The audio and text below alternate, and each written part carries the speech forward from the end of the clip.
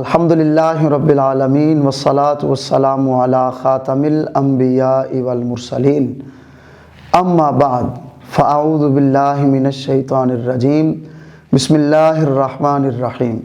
گوہر publishers کی جانب سے حافظ محمد وقاص فریدی آپ سے مخاطب ہے۔ آپ کو گوہر پبلشرز کے پلیٹ فارم پہ خوش آمدید کہتا ہوں۔ Our motto is redefining the geography of education through digital resources for conceptual learning۔ عزیز طلبہ، آج ہم گوہر اسلامیات کلاس 5 کے باب دوم کا دوسرا حصہ جس کا عنوان ہے عبادات شروع کرنے جا رہے ہیں، اور اس حصے کا پہلا سبق اور گوہر اسلامیات کلاس 5 کے باب دوم کا تیسرا سبق پڑھنے جا رہے ہیں۔ آج جو سبق ہم نے پڑھنا ہے، اس سبق کا عنوان ہے زکوٰۃ۔ آج کے سبق میں آپ پڑھیں گے زکوٰۃ کے معنی و مفہوم کو، زکوٰۃ کی اہمیت اور فضیلت کو، زکوٰۃ کی فرضیت کو، اور زکوٰۃ کے معاشرے پر اثرات کیا ہیں۔ یہ سب کچھ پڑھیں گے ہم اس سبق میں۔ تو آئیے پیارے بچوں، اپنے سبق کا آغاز کرتے ہیں۔ یہ سبق زکوٰۃ گوہر اسلامیات کلاس 5 کے صفحہ نمبر 23 پر موجود ہے۔ زکوٰۃ کا معنی و مفہوم کیا ہے؟ زکوٰۃ کا لفظی معنی ہے پاک ہونا اور بڑھنا، یعنی زیادہ ہونا۔ زکوٰۃ شریعت کی جانب سے مقرر کردہ اس مال کو کہتے ہیں جو اللہ تعالیٰ کی رضا کے لیے کسی غریب مسلمان کو دیا جائے۔ ارکان اسلام میں نماز کے بعد اہم ترین رکن زکوٰۃ ہے۔ زکوٰۃ کی اہمیت اور فضیلت کیا ہے؟ زکوٰۃ کی اسلام میں بہت زیادہ اہمیت اور فضیلت ہے۔ زکوٰۃ ایک مالی عبادت ہے۔ زکوٰۃ ادا کرنے کے بعد مسلمان کا مال نہ صرف پاک ہو جاتا ہے بلکہ اس میں برکت بھی ہوتی ہے۔ زکوٰۃ اللہ تعالیٰ کی رضا اور خوشنودی کے حصول کا ذریعہ ہے۔ قرآن مجید میں متعدد یعنی بہت سارے مقامات پر نماز اور زکوٰۃ کو ایک ساتھ ذکر کیا گیا ہے۔ اللہ تعالیٰ کا ارشاد ہے، بسم اللہ الرحمن الرحیم وَأَقِیمُوا الصَّلَاةَ وَآتُوا الزَّکَاةَ۔ ترجمہ، اور نماز پڑھا کرو اور زکوٰۃ دیا کرو۔ سورۃ البقرہ۔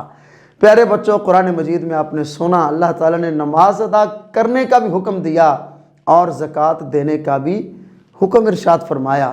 ہمارے پیارے نبی حضرت محمد الرسول اللہ خاتم النبیین صلی اللہ علیہ وآلہ آلہ وصحبہ وسلم نے زکوٰۃ کی اہمیت اور فضیلت بہت زیادہ بیان فرمائی ہے۔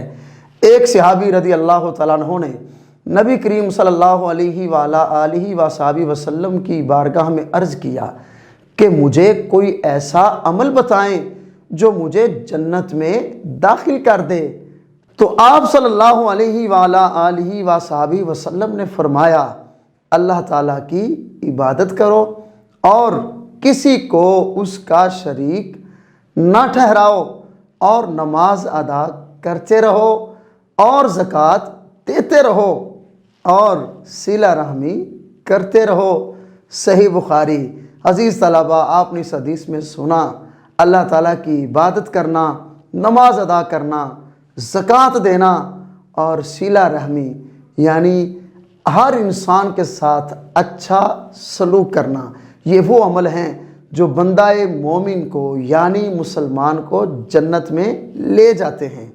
جی پیارے بچوں، اب ہم پڑھتے ہیں زکوٰۃ کی فرضیت اور احکام۔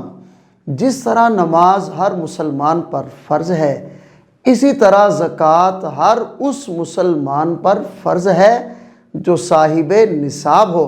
صاحب نصاب سے مراد یہ ہے کہ ضروریات زندگی کے علاوہ اس شخص کے پاس 7.5 تولے سونا یا پھر 52.5 تولے چاندی یا اتنی مالیت کی رقم یا مال تجارت ہو اور اس پر سال بھی گزر گیا ہو تو اس مال کا 40واں حصہ یعنی 2.5% زکوٰۃ ادا کرنا فرض ہے۔ اسی طرح زرعی پیداوار کی زکوٰۃ کو عشر کہا جاتا ہے۔ مال مویشی جب ایک خاص تعداد میں ہوتے ہیں تو ان پر بھی مخصوص شرع سے زکوٰۃ ادا کی جاتی ہے۔ آئیے پیارے بچوں، اللہ تعالیٰ کا مقدس فرمان پڑھتے ہیں۔ اللہ تعالیٰ نے ارشاد فرمایا، ترجمہ: اے ایمان والو، ہم نے جو تمہیں رزق دیا اس میں سے خرچ کرو۔ سورۃ البقرہ۔ عزیز طلبہ، ہمارے سبق کا پہلا حصہ اختتام کو پہنچا۔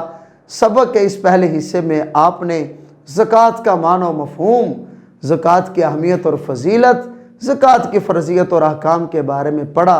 سبق کے دوسرے حصے میں ہم پڑھیں گے انشاءاللہ زکوٰۃ کے معاشرتی اثرات کیا ہیں اور نبی کریم صلی اللہ علیہ وآلہ وصحبہ وسلم کی 2 احادیث۔